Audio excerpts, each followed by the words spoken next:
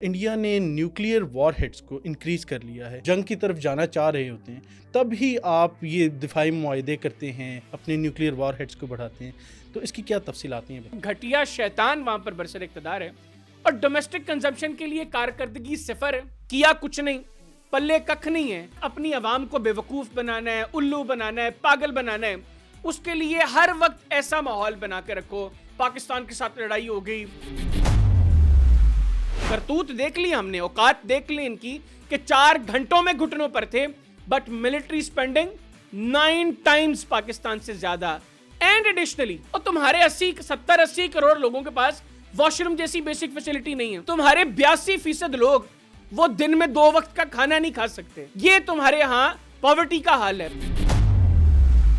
दुनिया को बहरहाल इसका नोटिस लेना चाहिए कि ये जो आपने बुनियादी तौर पर बांदर के हाथ में माचिस दे दी है, अब ये जो बांदर वहां पर भारत में बरसर इक़्तिदार है ना, अब वो माचिस से काम खराब कर रहा है। वो जंगल को आग लगा देगा और जंगल को जब आग लगेगी तो वो खुद भी उसका शिकार होगा। ये उसको समझ में नहीं आ रहा। कैपेबल ऑफ 2 फ्रंट वॉर बहुत ज्यादा सुन रहे हैं आजकल इंडियन मीडिया के ऊपर कि जी हमें चाइना से भी मसला है, हमें पाकिस्तान से भी मसला है, तो हम 2 फ्रंट वॉर। 2 फ्रंट तो दूर, ये सिंगल फ्रंट वॉर के कैपेबल नहीं है। मेजर गौरव आर्या बाजू उठा के कहता था कि INS विक्रांत भून डालो कराची को, 8-10 ब्राह्मोस मार दो कराची पोर्ट पर, तबाह कर दो कराची शहर को, भून डालो इसको।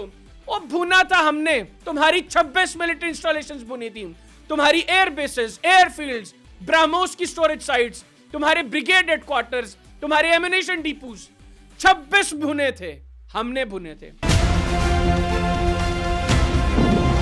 हमारे फतह सीरीज के मिजाइलों ने भुने थे। अब आओ घटिया लोगों, बगैर तो करो कुछ, अब तुम्हें जलवे दिखाएंगे फतह 3 के।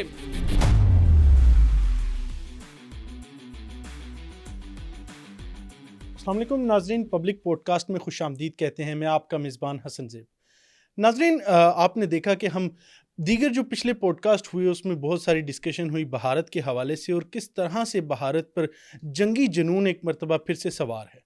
हमने देखा कि बहुत सारी डील्स कर रहा है, दिफाई मुआहदे कर रहा है रशिया के साथ और दीगर ममालिक के साथ भी। आज इसी मौजू पर डिस्कस करने के लिए हमारे साथ मौजूद हैं हैदर हयात खान साहब। बात करेंगे, तफसीलात को जानेंगे और भी बहुत सारे पॉइंट्स हैं, तो प्रोग्राम का बाकायदा आगाज़ करते हैं। अस्सलाम वालेकुम सर, कैसे हैं आप? अस्सलाम, अल्हम्दुलिल्लाह, आप खैरियत से हैं हसन? जी बिल्कुल, मैं ठीक हूँ सर। अभी सिप्री की रिपोर्ट हमने देखी, उस पे जिस तरह से हमने देखा कि इंडिया ने न्यूक्लियर वॉरहेड्स को इंक्रीज़ कर लिया है। सर, ये किस तरफ आप जाती देख रहे हैं कि जिस तरह से एक दफ़ा फिर से भारत पर जंगी जुनून उनके दिमागों पे सवार है, क्योंकि हमने पीछे भी देखा कि जब आप जंग की तरफ जाना चाह रहे होते हैं, तब ही आप ये दिफाई मुआहदे करते हैं, अपने न्यूक्लियर वॉरहेड्स को बढ़ाते हैं। तो इसकी क्या तफसीलात हैं, बताएं। अच्छा हसन, 2-3 चीज़ें। जी, पहली बात तो ये कि जो सिप्री की रिपोर्ट है, Stockholm International Peace Research Institute जो है, ये एक बड़ा क्रेडिबल इंस्टीट्यूट है। गो के जो न्यूक्लियर वॉरहेड्स से मुतल्लिक मैं ये ज़ाती तौर पर समझता हूँ और मेरी बहुत से लोगों से इससे मुतल्लिक बात भी हुई कि ये ओपन डाटा जो अवेलेबल होता है, ये उसकी बेस पर ये रिपोर्ट ये फाइल करते हैं। और अभी इन्होंने कहा है कि गुज़श्ता साल के निस्बत भारत के जो न्यूक्लियर वॉरहेड्स हैं, इनमें इजाफा हुआ है। पिछले साल ये 170 थे, अब ये जो है 180 थे, अब ये 190 हो गए। ठीक है। और पाकिस्तान के इसके मुकाबले में 170 हैं। और स्टॉकहोम इंटरनेशनल की रिपोर्ट में अगर हम ओवरऑल इसको थोड़ा सा इनिशियली डिस्कस करें तो वो कहते हैं कि 82% जो वॉरहेड्स हैं इस वक्त, वो सिर्फ रशिया और अमेरिका के पास हैं। अराउंड 4380 वॉरहेड्स जो हैं वो रशिया के पास हैं। एग्जैक्टली। फिर 3700 न्यूक्लियर वॉरहेड्स जो हैं वो अमेरिका के पास हैं। और ये पूरी दुनिया में इस वक्त जितना जो आप समझ लें कि जौहरी मवाद है, उसका 82% ये बनता है। फिर तीसरे नंबर पर चाइना है, चौथे नंबर पर फ्रांस है, फिर बरतानिया है 5वें नंबर पर, 6ठे नंबर पर इसमें भारत आता है जिसके पास as per SIPRI 190 nuclear warheads हैं, और 7वां नंबर है पाकिस्तान का, और 8वां नंबर इसमें इजराइल का आता है जिसके पास रिपोर्टेडली 90 के करीब न्यूक्लियर वॉरहेड्स हैं, और फिर शुमाली कोरिया के पास 60।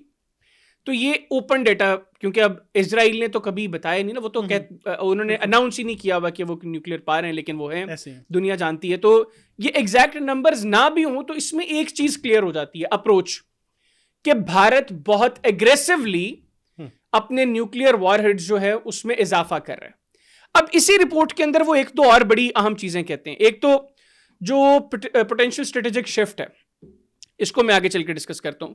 जो इंपॉर्टेंट चीज है कि भारत अब लॉन्ग रेंज वेपन्स जो है उनके ऊपर फोकस कर रहा है और इनकी कोशिश है कि ऐसे वॉरहेड्स, ऐसे वेपन्स तैयार किए जाएं जो अक्रॉस चाइना ये टारगेट कर सके। ये अब इनके एम्बिशंस हैं, बिल्कुल, जो बहरहाल दुनिया के लिए एक खतरनाक चीज है। अच्छा, भारत और पाकिस्तान चूंकि दोनों हमसाये ममालिक हैं, दोनों न्यूक्लियर पावर्स हैं, दोनों के पास इतनी कैपेबिलिटी है कि दोनों के मिसाइल्स जो हैं वो एक दूसरे को तहस नहस कर सकते हैं। हम भी, भारत भी चाहे तो वो हम पर हमला करके हमें जो है वो नुकसान पहुंचा सकता है। सिमिलरली हमारा भी जो न्यूक्लियर प्रोग्राम है वो चूंकि इंडिया सेंट्रिक है, हम भी एक कोने से दूसरे कोने तक भारत की धज्जियां भी कर सकते हैं, इसको नाबूद कर सकते हैं।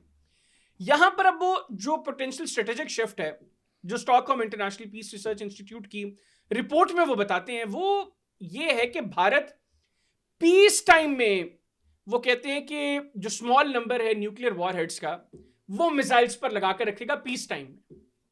ये अब एक अलार्मिंग चीज है। एक तो आप हालत जंग में हैं, बिल्कुल आपको जंग का खतरा है, ठीक है, ऐसे में इस तरह की चीजें समझ में आती हैं। गो के उस वक्त भी न्यूक्लियर का हथियारों का इस्तेमाल एक अहमकाना अप्रोच है, लेकिन बहरहाल चूंकि घटिया शैतान वहां पर बरसर इख्तिदार है और डोमेस्टिक कंजम्पशन के लिए कारकर्दगी सिफर है, किया कुछ नहीं, पल्ले कख नहीं है, बिल्कुल, तो सिर्फ अपनी आवाम को बेवकूफ बनाना है, उल्लू बनाना है, पागल बनाना है। उसके लिए हर वक्त ऐसा माहौल बना के रखो, पाकिस्तान के साथ लड़ाई हो गई, हमने ये कर दिया, हमने वो बना दिया, हमने इसके साथ डील कर ली, इससे इतना असलहा ले लिया, हमारी कंपनीज ये प्रोड्यूस कर रही हैं। हर वक्त हम यही घटिया नैरेटिव गोदी मीडिया पर सुनते भी हैं। बिल्कुल ऐसे ही। ये जो शिफ्ट है ये मेरे लिए एक बड़ी अलार्मिंग चीज है कि अब आपने पीस टाइम में भी अपने जो मिसाइल्स हैं उनके ऊपर आपने न्यूक्लियर वॉरहेड्स जो वो लगा दिए, और आप भारतीय मीडिया ये रिपोर्ट कर रहे हैं कि 12 ऐसे न्यूक्लियर वॉरहेड्स जो हैं वो भारत डिप्लॉय कर चुका है। अच्छा, एक तो सिपरी की इस रिपोर्ट को ऑफिशियली उनकी हुकूमत ने ना इस पर इनकार किया है ना इसको माना है, तो उनका चूंकि उन्होंने इनकार भी नहीं किया, इससे ये समझ में आती है चीज कि ये अप्रोच है। अब वहां पर अप्रोच है। अब भारतीय मीडिया ये कह रहा है कि 12 न्यूक्लियर वॉरहेड्स भारत ने डिप्लॉय कर दिए and that is a clear message to Pakistan as per गोदी मीडिया। मैं रिपब्लिक टीवी पे अर्नब गोस्वामी का जो चैनल है, मैं उस पर ये उसका एक पूरा analysis, major general Harsha Kakkar का एनालिसिस इसके ऊपर पूरा सुनकर आया। तो ये अप्रोच है भारत में। गो के हमें बहरहाल खतरा नहीं है भारत से, भारत को अंदाजा है। ये जो बड़ी डिबेट होती है ना उनके चैनल्स पर कि जी पाकिस्तान जो है वो सेकंड स्ट्राइक कैपेबिलिटी पाकिस्तान के पास है या नहीं, पाकिस्तान की कैपेबिलिटीज क्या क्या कुछ है वो हम वक्त पर बताते हैं। बिल्कुल ऐसी हमने गुज़िश्ता साल भी इनको वक्त पे मौके पे बताया था, चौके छक्के मार के कि हम क्या कर सकते हैं, हमारी काबिलियत क्या है, हमारा मसल क्या है, हमारी ताकत कितनी है।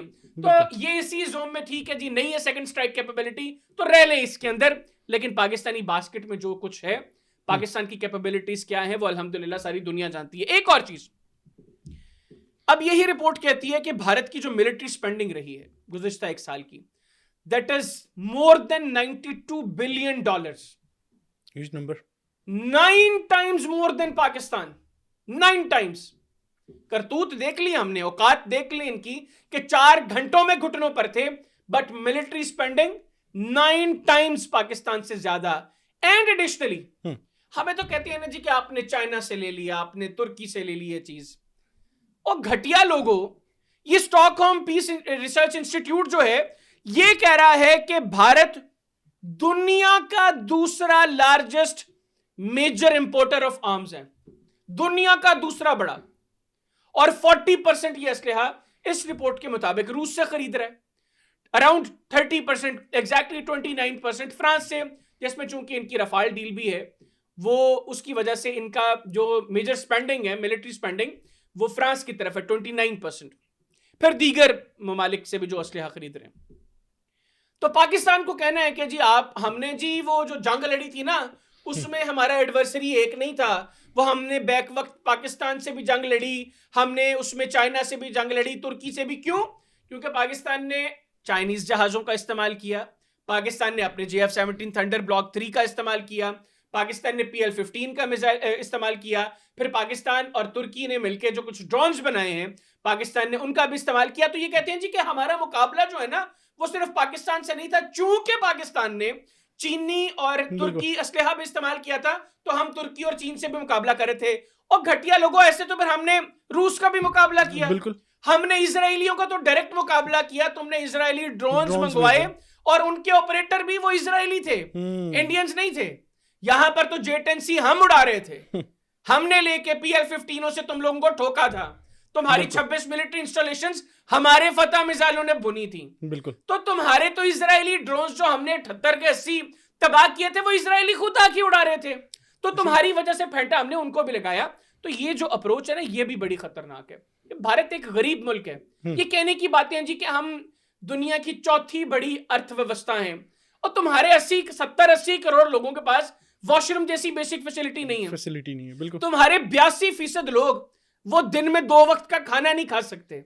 ये तुम्हारे यहाँ पॉवर्टी का हाल है। पाकिस्तान के भी मौशी हालात बेहतर नहीं है, लेकिन इतनी बड़ी स्पेंडिंग तो मिलिट्री पे कर रहे हो और उसका हासिल वसूल भी कुछ नहीं है, दैट इज जीरो। लेकिन ये अलार्मिंग चीजें हैं जो उनका स्ट्रेटेजिक शिफ्ट है, जिसमें पीस टाइम पे भी आपने अपने न्यूक्लियर वॉरहेड्स डिप्लॉय करने। और मैंने पहले बताया कि गोदी मीडिया अब ये रिपोर्ट कर रहा है कि तकरीबन 12 वॉरहेड्स इन्होंने डिप्लॉय कर दिए हैं। पाकिस्तान को मसला नहीं है, पाकिस्तान को खतरा नहीं है। हम लोग तो जज्बा शहादत से सरशार कौम है, हमें पता है हमारा घटिया दुश्मन है, मक्कार है, जाहिल है, बेवकूफ है, शैतान है जो इस वक्त भारत में, इस वक्त नई दिल्ली में इक्तदार पे बैठे हैं। तो हमें खौफ नहीं है, लेकिन दुनिया को बहरहाल इसका नोटिस लेना चाहिए कि ये जो आपने बुनियादी तौर पर बांदर के हाथ में माचिस दे दी है। बिल्कुल। अब ये जो बांदर वहां पर भारत में बरसर इक्तदार है ना, अब वो माचिस से काम खराब कर रहा है, वो जंगल को आग लगा देगा। और जंगल को जब आग लगेगी तो वो खुद भी उसका शिकार होगा, ये उसको समझ में नहीं आ रहा। अच्छा, एक और चीज़ आपने जिक्र किया कि जिस तरह से रशिया से इतनी बड़ी बड़ी डील्स हो रही हैं और इस तरह से जैसे अभी एक डील हो रही थी Su-57 की गालिबन, तो अमेरिका क्यों सोया हुआ है? जब ऑयल के ऊपर बात आती है तो अमेरिका प्रेशराइज कर देता है, आर्म्स डील्स के ऊपर अमेरिका क्यों खामोश हो जाता है? उसके ऊपर क्यों नहीं प्रेशराइज किया जाता? जबकि अगर पाकिस्तान को देखें तो पाकिस्तान को तो ईरान के साथ गैस पाइपलाइन भी नहीं बनाने दी जाती, रशिया के साथ काम भी नहीं करने दिया जाता।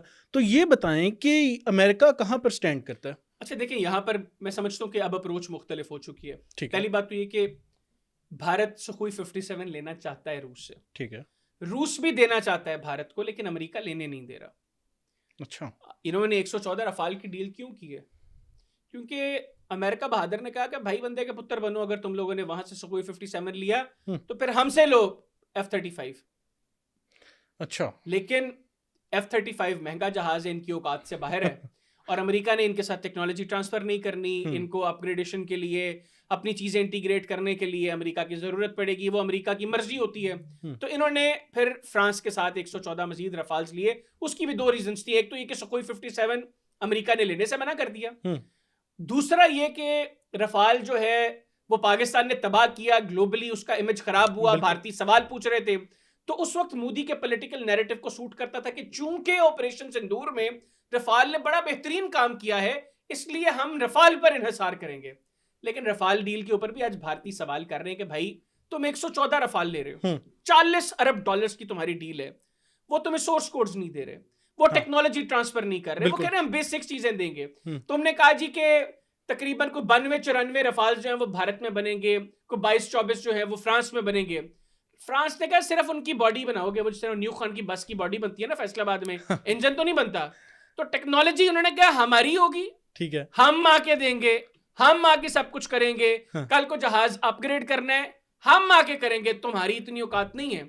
और तुम वैसे भी तुम्हारा ट्रैक रिकॉर्ड गंदा है, तुमने आगे बेच देनी है चीजें रूस को, हम एक्सपोज हो जाएंगे। तो इसलिए वो डील जो है उस पर भी भारतीय खुश नहीं है। और भारतीय फिजाइया और इस वक्त भारतीय पीएमओ के दरमियान भी एक बड़ी रिफ्ट चल रही है। अच्छा, इवन इंडियन आर्मी और इंडियन एयरफोर्स के दरमियान भी एक बड़ी रिफ्ट चल रही है, जो थिएटराइजेशन का कॉन्सेप्ट है। फिर कभी उसके ऊपर लंबी गुफ्तगू करेंगे कि क्या बुनियादी तौर पर वो अप्रोच क्या है, भारत के लिए वो फिट क्यों नहीं बैठती, और किस तरह अब क्लैश में है इस वक्त इंडियन आर्मी। उनका जो नया CDS आया है जनरल सुब्रमणी, NS राजा सुब्रमणी, और जो उनका एयर चीफ है AP सिंह, अमरप्रीत सिंह, उनके दरमियान भी क्लैश चल रहा है। यही क्लैश CDS अनिल चौहान, जो पिछला इनका CDS था, उसके और एपी सिंह के दरमियान था। वो कह रहे भाई नहीं है हमारे पास, तुम कह रहे हो कि हमें थिएटराइजेशन के लिए हमें मजीद रिसोर्सेज चाहिए, हमें 42 स्क्वाड्रन्स चाहिए, 29 हमारे पास हैं, ऑपरेशनल 27 हैं। एग्जैक्टली तो हम नहीं कर सकते तुम्हारे इस कॉन्सेप्ट के ऊपर, जो तुम्हारे बड़े एम्बिशंस है ना, उनके लिए तुम्हारी औकात भी उतनी होनी चाहिए। तो एपी सिंह बुनियादी तौर पर उनको ये कह रहे हैं कि तुम्हारी औकात नहीं है, तुम अपनी औकात में रहो। और जहां तक बात है सुखोई 57 की, मैं नहीं समझता कि मुस्तकबिल करीब में इस हवाले से कोई चीज, कोई डेवलपमेंट हो, ठीक है, क्योंकि भारत माजी में सुखोई लेता रहा है। सुखोई 30 उनके पास है जो हमने तबाह भी किया, बिल्कुल बिल्कुल, ठीक है। लेकिन 57 के हवाले से और S500, अभी तो S400 इनके पूरे नहीं हुए। अब तो खैर S500 की बातें हो रही हैं। इनकी 2018 की डील के S400 से भी पूरे नहीं हुए। चौथा स्क्वाड्रन अभी आया है और 2 एडिशनल बैटरीज भी इन्होंने मांगी है 5-6 स्क्वाड्रन के साथ। और मेरे पास जो रिपोर्ट्स हैं कि इस साल शायद इनको 1 एडिशनल बैटरी भी मिल जाए, क्योंकि हमने 2 तबाह किए थे ना, एक आदमपुर में एक भुज में। बिल्कुल। और इस वक्त पाकिस्तान के साथ जो इनका एरिया है उसको कवर करने के लिए जो अब चौथा स्क्वाड्रन आया है, मेरे पास जो खबर है वो आदमपुर में डिप्लॉय कर रहे हैं। अच्छा। एक सिलीगुड़ी कॉरिडोर में ऑलरेडी डिप्लॉयड था, पिछले जो 3 आए थे आदमपुर और भुज वाला जो पाकिस्तान को कवर करते थे वो हमने तबाह कर दिए। तो अब ये जो आदमपुर में खाली लॉन्चर पड़ा हुआ था, उस वहां पर ये उसको डिप्लॉय करेंगे, फिर जो बैटरी आएगी उसको ये रिप्लेस करेंगे भुज के साथ। बिल्कुल ठीक है सर। मतलब that was quite a big statement from your side कि जिस तरह इंडियन आर्मी के अंदर रिफ्ट पैदा हो रहा है, दैट वाज समथिंग न्यू और समथिंग कि जो कि ऑडियंस के लिए इंडियन मीडिया के ऊपर ये चीजें डिस्कस हो रही हैं। अच्छा। मेन स्ट्रीम मीडिया पे नहीं, लेकिन सोशल मीडिया पे उनकी जो सेन वॉइसेस हैं, ठीक है, दे अंडरस्टैंड। इवन मेरे प्रोग्राम में इंडिया के फॉर्मर मेजर जनरल राजन कोचर ने कहा कि भारतीय फिजाइया जो वो जवाब दे चुकी है कि हम आपके थिएटराइजेशन के ख्वाब को एज ऑफ नाउ पूरा नहीं कर सकते। तो अभी उन्होंने अगले फेज में इसको रखा है। क्यों? क्योंकि मौजूदा एयर चीफ ये समझता है कि भारत के पास, भारतीय फिजाइया के पास इतने रिसोर्सेज नहीं है। गो के आप ये भी देखें कि भारतीय फिजाइया का अकेला जो बजट है वो पाकिस्तान के टोटल डिफेंस बजट से ज्यादा है। हमारी डिफेंस मिलिट्री स्पेंडिंग जो है that is around $10 billion, even less than $10 billion. सिर्फ भारतीय फिजाइया की जो मिलिट्री स्पेंडिंग है that is more than $14 billion. और इसमें ये जो नई प्रोक्योरमेंट डील्स हो रही हैं ये अलग है। बिल्कुल। अच्छा, बिल्कुल, ये तो सारी हमें बड़ी अच्छी आपने तफसीलात दी, वो समझ भी आ गई हमें। आगे बढ़ते हैं। आगे एक और मैं सवाल जो कि करना चाह रहा था, is India capable of 2 front war? क्योंकि हम बहुत ज़्यादा सुन रहे हैं आजकल इंडियन मीडिया के ऊपर कि जी हमें चाइना से भी मसला है, हमें पाकिस्तान से भी मसला है, तो हम 2 फ्रंट वॉर। तो जो आपने चीज़ें बताई हैं उससे वैसे तो जाहिर होता है, लेकिन इस सारी सूरत हाल को आप कैसे देखते हैं? जो चाइना के साथ रिलेशन है, पाकिस्तान के साथ ऑब्वियसली हैं ही हैं, तो is Indian army and Indian air force और नेवी और what ever forces they have, are they capable of fighting 2 countries at the same time? मैं अपनी बात नहीं करता ही नहीं हूँ, मैं अपना एनालिसिस नहीं देता। मैं आपको एनालिसिस देता हूँ प्रवीण सानी का। ठीक है। अब प्रवीण सानी इंडियन आर्मी में सर्व कर चुका है। मैं समझता हूँ कि इंडिया में सबसे बड़ा मिलिट्री स्ट्रेटजी का ब्रेन प्रवीण सानी है। ठीक है। इस बंदे ने 2019 में कहा था कि अगर भारत और पाकिस्तान की जंग होगी तो पाकिस्तान भारत को शिकस्त देगा। सबने कहा ये गद्दार है जी, ये तो आईएसआई का एजेंट है, ये आईएसआई का एजेंट है, ये कभी चाइना का एजेंट बन जाता है, कभी इसको चाइनीज एजेंट कहा जाता है। मेरे प्रोग्राम में गुज़िश्ता साल जो जंग हुई उससे 1.5 साल कबल मेरे प्रोग्राम में प्रवीण सानी साहब से मैंने सवाल किया कि अगर पाकिस्तान और भारत के दरमियान जंग होती है, आप क्या समझते हैं कौन सा मुल्क जंग जीतेगा? उन्होंने कहा पाकिस्तान। उन्होंने कहा कि पाकिस्तान ने अपनी मिलिट्री स्पेंडिंग बहुत अच्छी की है और चाइना के साथ जो कोलैबोरेशन है पाकिस्तान का, जो ट्रस्ट का रिश्ता है, बिल्कुल वो भारत कभी मैच नहीं कर सकता, अकेले पाकिस्तान को मैच नहीं कर सकता। जो पाकिस्तान ने ब्रेन्स प्रोड्यूस किए, हम आर्टिफिशियल इंटेलिजेंस में जो कुछ कर रहे हैं, साइबर वॉरफेयर में जो कुछ कर रहे हैं, इलेक्ट्रॉनिक वॉरफेयर में पाकिस्तान जो कुछ कर रहे हैं, वो इंडिया मैच नहीं कर सकता। उन्होंने अब हमें कॉपी करना शुरू किया 1 साल जंग में शिकस्त के 1 साल के बाद, और अब 1 साल में वो जब हमारे लेवल तक पहुंचने की कोशिश करेंगे, हम अल्हम्दुलिल्लाह और के लेवल्स पार कर चुके होंगे। तो प्रवीण सानी साहब कहते हैं, उनकी किताब है द लास्ट वॉर, अभी तक की उनकी आखिरी पब्लिकेशन वही है। अगर मैं गलत नहीं तो शायद 2022 में ये पब्लिश हुई थी। द लास्ट वॉर के पहले जो 16 सफ़े हैं उसमें प्रवीण सानी साहब ने एक पिक्चर खींची है इंडिया के 2 फ्रंट वॉर की। उसमें उन्होंने बताया कि जो इनका हेडक्वार्टर है वहां पर जो है वो किस तरह खबर पहुंचती है कि चाइना के साथ जंग शुरू हो गई है, पाकिस्तान के साथ भारत की जंग शुरू हो गई है। जो 2 फ्रंट वॉर की जो आपने बात की ना कि India is capable of 2 front war, तो प्रवीण सानी साहब ने उसमें पहले 16 सफ़े मुझे अच्छी तरह याद है, मैंने कुछ 10 दफा पढ़े हैं वो। उसमें उन्होंने नक्शा खींचा कि कैसे हर फ्रंट पर भारत की चित्रोल हुई। फेंटा लगाया पाकिस्तान ने, फेंटा लगाया चीन ने, बिल्कुल। और ये हकीकत है। हाँ, ये तो सच है, इसमें कोई डाउट नहीं। इनकी औकात सिंगल फ्रंट की नहीं है, ये टू फ्रंट की बात करते हैं, सिंगल फ्रंट की औकात नहीं है। देखिए, जंगें अददी बर्तरी से जीती नहीं जाती, जंगों में और बहुत चीजें मैटर करती हैं। आप कह रहे हैं जी कि हमारी जो ग्राउंड फोर्सेस हैं वो पाकिस्तान के मुकाबले में 2 गुना से ज्यादा हैं, हमारी फिजाइया पाकिस्तानी फिजाइया से 2 गुना से ज्यादा बड़ी है, हमारी नेवी जो है वो पाकिस्तान की नेवी से 3 गुना बड़ी है। तो भाई औकात तो देख ली ना तुमने। 4 घंटे, सिर्फ 4 घंटे लगे पाकिस्तान को, जब पाकिस्तान ने, तुमने रात की तारीकी में, अंधेरे की आड़ में बुज़दिलों की तरह कार्रवाई की, हमने दिन की रोशनी में अलानिया बता के तुम्हारी 26 मिलिट्री इंस्टॉलेशंस को भुना। मैं बार बार बात करता हूं, वो मेजर गौरव आर्या बाजू उठा के कहता था कि आईएनएस विक्रांत भून डालो कराची को, 8-10 ब्राह्मोस मार दो कराची पोर्ट पर, तबाह कर दो कराची शहर को, भून डालो इसको। और भुना था हमने। हाँ जी। तुम्हारी 26 मिलिट्री इंस्टॉलेशंस भुनी थी, तुम्हारी एयर बेसेस, एयरफील्ड्स, ब्राह्मोस की स्टोरेज साइट्स, तुम्हारे ब्रिगेड हेडक्वार्टर्स, तुम्हारे एमिनेशन डिपोज, 26 भुने थे, हमने भुने थे। हमारे फतह सीरीज के मिजाइलों ने भुने थे। और तब तक हमारे पास फतह 1 और 2 था। बिल्कुल। अब आओ घटिया लोगों, बगैर तो करो कुछ। अब तुम्हें जलवे दिखाएंगे फतह 3 के, अब तुम्हें जलवे दिखाएंगे फतह 4 के, और जरूरत पड़ी तो फतह 5 के भी जलवे दिखाएंगे। तो ये 2 फ्रंट तो दूर, ये सिंगल फ्रंट वॉर के कैपेबल नहीं है। और मैं आपसे अभी इनके रिसेंटली इनकी बांग्लादेश की बॉर्डर गार्ड्स के साथ इनका मसला हुआ, क्लैश हुआ, आगे चल के वो भी डिस्कस करते हैं। लेकिन फिलहाल जिस बारे में मैं बात करना चाह रहा हूँ, अब मैं एक ऐसी पर्सनैलिटी को कोट करने जा रहा हूँ जनरल बख्शी के हवाले से। पहले तो आपने भी जिक्र किया जिस तरह मेजर गौरव आर्या हैं। पहले तो सवाल ये बनता है कि इंडिया और पाकिस्तान आर्मी की बहुत क्रॉस कंपैरिजन होता है, Indian army Pakistan army. Professionalism के हिसाब से अगर हम देखें तो हमें स्क्रीन पर ही नज़र आ जाता है कि जिस तरह से वॉर के दिनों में पाकिस्तानी जनरल या रिटायर्ड ऑफिसर्स थे वो किस तरह से बात कर रहे थे, और जो जनरल बख्शी हैं और गौरव आर्या की उनकी क्या बॉडी लैंग्वेज थी। उसके साथ साथ जनरल बख्शी ने कोट किया कि जो एम का 5th जनरेशन अपना ये त्यारा बना रहे थे, हमने SU-57 के बारे में तो बात की, ये जहाज़ कब बनेगा, ये बताते तो रहते हैं, दिखाते तो रहते हैं कि बन जाएगा, लेकिन एक पूरा नहीं हुआ। इसके बारे में क्या इन्फॉर्मेशन है, ये भी बताएं हमें। अच्छा, 2-3 चीज़ें एमका को लेकर। एक तो जनरल बख्शी और आपने जो कंपैरिजन की बात की, तो कंपैरिजन तो बड़ा क्लियर है, इसमें कोई शक नहीं है कि हमारी फोर्सेस जो हैं प्रोफेशनलिज्म, वो प्रोफेशनल फोर्सेस हैं। हमें पता है हमारे बजट कम है, हम लोग सोचते और तरह, हमें पता है कि हमने अपना दिफा करना है, हमारा दुश्मन जो है वो हमसे कई गुना बड़ा है। बिल्कुल। फिर एक बड़ी ताकत है ना, इसमें तो कोई शक नहीं है। बिल्कुल।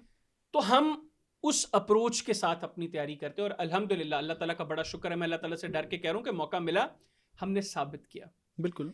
बाकी इसमें कोई शक नहीं है, इंडिया में भी बड़े प्रोफेशनल लोग हैं, बड़े अच्छे गुफ्तगू करने वाले, उनकी फिजाइया के, उनकी नेवी के, मेरे बहुत से इंटरेक्शंस रहे हैं उनके लोगों के साथ मुख्तलिफ चैनल्स पे।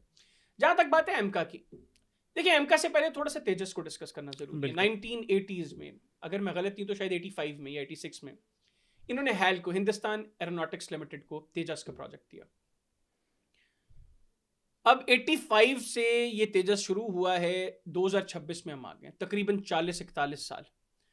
40-41 सालों में ये यही फैसला नहीं कर सके कि तेजस में इंजन कौन सा लगाना है।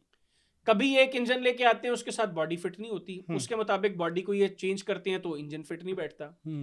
इन्होंने अब GE जनरल इलेक्ट्रिक्स 404 इंजन जो है, GE 404, वो फाइनल किया तेजस के लिए, और अभी इस वक्त तेजस जो है वो ऑपरेशनल नहीं है। बिल्कुल। और मैं ये कहना चाह रहा था कि MiG-21 की तरह मुझे तो लगता है इसका भी निकनेम फ्लाइंग कॉफिन बन जाएगा। बन गया ना। देखिए इनके पास जो, इन्होंने वैसे तो 2 स्क्वाड्रन से कहते हैं हमारे पास तेजस के हैं, लेकिन 2 स्क्वाड्रन से कम नंबर है जो हैल ने डिलीवर किया है इंडियन एयरफोर्स को। उसमें जो जहाज उड़ान के काबिल हैं वो 7-8 हैं, उनमें से भी 3-4 तबाह हो गए। मैं तो अक्सर बात करता हूं कि मुझे अफसोस रहेगा इस चीज का, एक के बाद एक तेजस इनका तबाह होता जा रहा है। अगर कल को जंग हुई पाकिस्तान और इंडिया की, और इनके तेजस, इनके पायलट्स ने खुद तबाह कर दिए, तो ये तो हमारे खिलाफ उड़ा भी नहीं सकेंगे और हमें मौका ही नहीं मिलेगा तेजस को गिराने का। तो इनको थोड़ा सा तेजस के ऊपर काम करना चाहिए कि थोड़ा अच्छा जहाज बनाए। वैसे भी पिछले साल जंग में मजा नहीं आया, बड़ा दुश्मन था, लेकिन 4 घंटों में घुटनों पे चला गया। इनको चाहिए कि अपनी तैयारी थोड़ी सी बेहतर करें। हम एक मजबूत दुश्मन से लड़ना चाहते हैं। हमें अपनी तैयारी पे भरोसा है, हमें पता है कि अल्लाह ताला ने हमें जो लीडरशिप दी है और हमारे लोगों का जो जज्बा है वो बहुत बेहतरीन है। हम आउट क्लास करेंगे इंशाल्लाह, लेकिन इनको थोड़ा सा इसके ऊपर काम करना चाहिए। अब तेजस जो है, जनरल बख्शी कहते हैं कि अमेरिका चाहते ही नहीं है कि तेजस प्रोजेक्ट कामयाब हो। गो कि इनकी अप्रोच एक वक्त में ये रही है कि हम तेजस अमेरिका को भेजेंगे, हम बेचेंगे, हम एक सस्ता जहाज बनाएंगे जो बड़ा बेहतरीन, दुनिया के बेहतरीन जहाजों में से होगा। सोच तो अच्छी है, लेकिन बंदे को अपनी औकात का भी पता होना चाहिए, बंदे को अपने गिरेबान में झांकना चाहिए कि मैं हूं क्या, मैं कर क्या सकता हूं। तो इन्होंने जो G404 इंजन मंगवाए, मेरे पास जो रिपोर्ट है 100 के करीब इन्होंने इंजन ऑर्डर किया। ठीक है, शायद अगला ऑर्डर 200 इंजन का है। 7 इनको डिलीवर हुए हैं, इनको उसमें काफी प्रॉब्लम्स आ रही हैं, और जो 7 डिलीवर हुए हैं उनमें से 3-4 ये तबाह कर चुके हैं। तो इनके जो जहाज उड़ान के काबिल है वो 3-4 हैं, लेकिन उनमें भी मसला ये है कि उनकी बॉडी इस तरह की है कि वो इंजन के साथ फिट नहीं बैठ रही। तो वो 3 भी इन्होंने ग्राउंड कर दी और अब ये दोबारा सोच रहे हैं किसी नए इंजन की तरफ जाएं। तो ये 40 साल इनको पहले लग गई, अगले 40 साल भी ये बगैरत ये कुछ करेंगे। अब आ जाए एमका की तरफ।